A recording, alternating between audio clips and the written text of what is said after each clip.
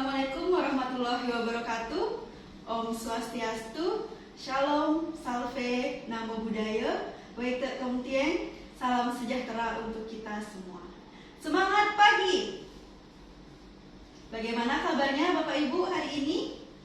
Ya, semoga semua dalam keadaan sehat dan tetap semangat mengikuti pelatihan penggerak penguatan moderasi beragama ini ya. Oke, pada sesi ini Bapak Ibu kita akan membahas tentang skenario thinking. Nah, materi ini masih merupakan bagian dari materi yang sesi sebelumnya, yaitu tentang sketsa keberagaman di Indonesia.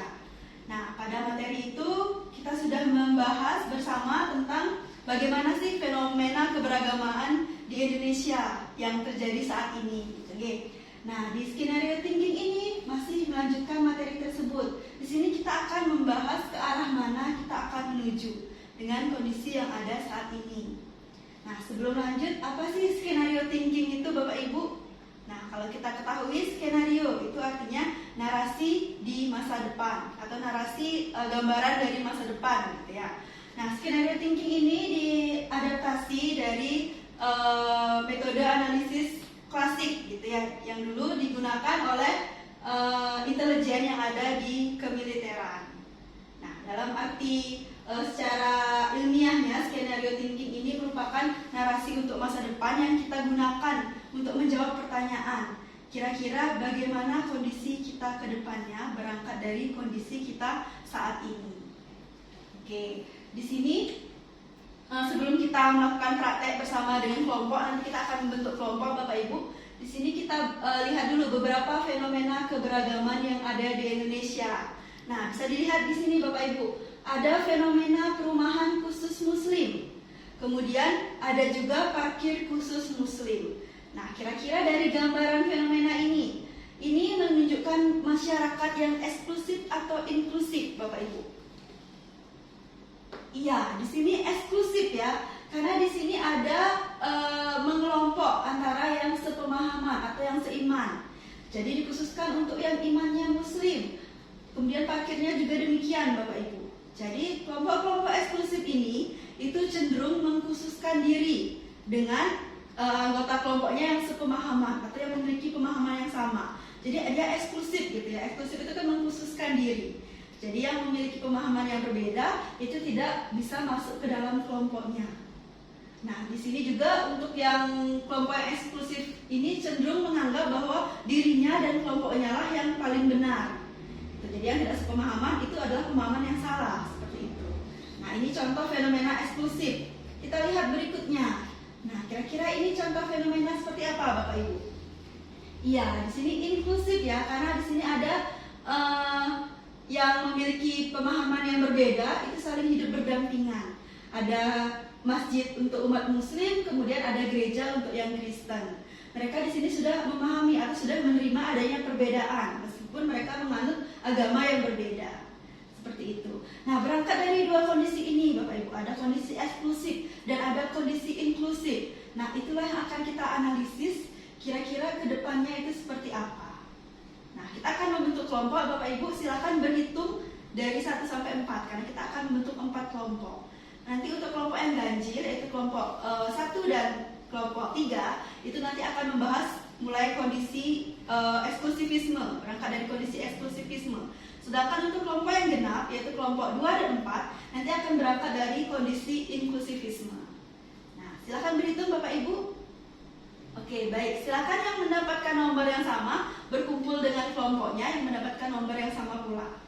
Oke, sudah semua ya? Nah, sebelum mulai mengerjakan atau berdiskusi, kita lihat dulu petunjuknya Bapak Ibu.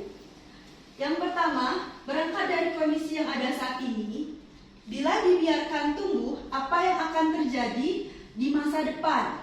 Nah, tuliskan secara berurutan dari titik 1 hingga ke titik 3 dan seterusnya. Kemudian petakan dengan proses netral dan alamiah, jadi tanpa adanya intervensi dan tanpa mempertimbangkan solusi, gitu ya Bapak Ibu. Nah, jadi silakan yang kelompok eksklusif misalnya, berangkat dari kondisi eksklusif, jadi titik pertama itu kondisinya masih eksklusif. Kemudian silakan digambarkan seterusnya sampai di titik yang ketiga itu ceritanya yang titik-titik di atas itu adalah intervensi, maksud saya pengaruh, ada pengaruh dari luar. Kira-kira dengan pengaruh tersebut apa kondisi dari eksklusif itu bisa berbelok menjadi inklusif atau justru tetap eksklusif? Nah, nanti silakan didiskusikan. Nah, kita lihat dulu petunjuk yang kedua. Apakah dalam proses yang berjalan mungkin terjadi kondisi berubah atau berbelok arah? Nah, apa hal yang mengubah kondisi tersebut? Nah, itu didiskusikan dalam kelompoknya. Begitu juga yang inklusif. Yang kondisinya dari inklusif, apakah bisa bertahan lebih kuat atau justru dia setelah dipengaruhi oleh hal-hal dari luar itu malah berbelok menjadi eksklusif. Nah, silahkan didiskusikan dalam waktu 5 menit. Oke, baik, sudah 5 menit ya. Kita mulai dari presentasi kelompok eksklusif. Silahkan kelompok 1 dan 3 dipresentasikan. Diawali dengan kelompok 1, boleh, silahkan. Baik, terima kasih. Kelompok 1 dilanjutkan dengan kelompok 3, masih dengan kondisi yang sama ya, eksklusif. Silahkan. Oke, baik, terima kasih. Kelompok 1 dan 3 itu yang berangkat dari kondisi eksklusif. Selanjutnya kelompok 2 dan 4 silakan berangkat dari kondisi yang inklusif. Silakan dipresentasikan.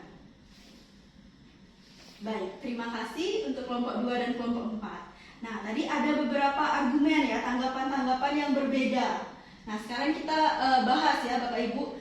Jadi tadi untuk yang kelompok eksklusif, baik kelompok 1 dan 3 itu menyampaikan ada kemungkinan yang eksklusif berbelok menjadi inklusif dengan hal-hal yang mempengaruhi. Tadi disebutnya adanya peningkatan kualitas pendidikan, kemudian jadinya masyarakatnya lebih terdidik, pemahamannya lebih meningkat, ada penguatan pemahaman tentang agama dan beragama gitu ya. Jadi dia memungkinkan untuk berbelok ke arah nomor 5 itu dipengaruhi oleh hal-hal tersebut. Jadi yang eksklusif menjadi inklusif.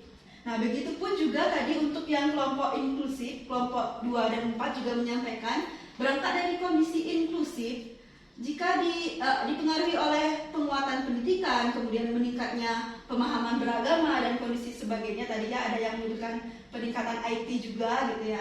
Nah, itu dia tetap diperkuat inklusifnya.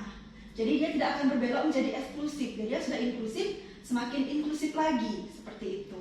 Nah, kurang lebih seperti itu yang dapat disimpulkan ya untuk hasil tugas diskusi kelompok tadi. Jadi di sini sesuai yang tadi di awal disampaikan, di sini kita belajar untuk membuat narasi bagaimana kondisi kedepannya berangkat dari kondisi saat ini. Ada pertanyaan Bapak Ibu? Oke, belum ada ya. Nah, kita ini adalah hal-hal penting atau catatan yang perlu kita perhatikan dalam melakukan skenario thinking Bapak Ibu. Yang pertama, skenario thinking paling baik dilakukan oleh expert. Jadi yang mengikuti skenario thinking atau yang melakukan skenario thinking ini adalah orang yang ahli di bidangnya. Misalnya tadi kita berbicara tentang bagaimana kondisi keberagamaan di Indonesia ke depannya. Nah, itu harus dilakukan oleh orang-orang yang memang ahli di bidang tersebut.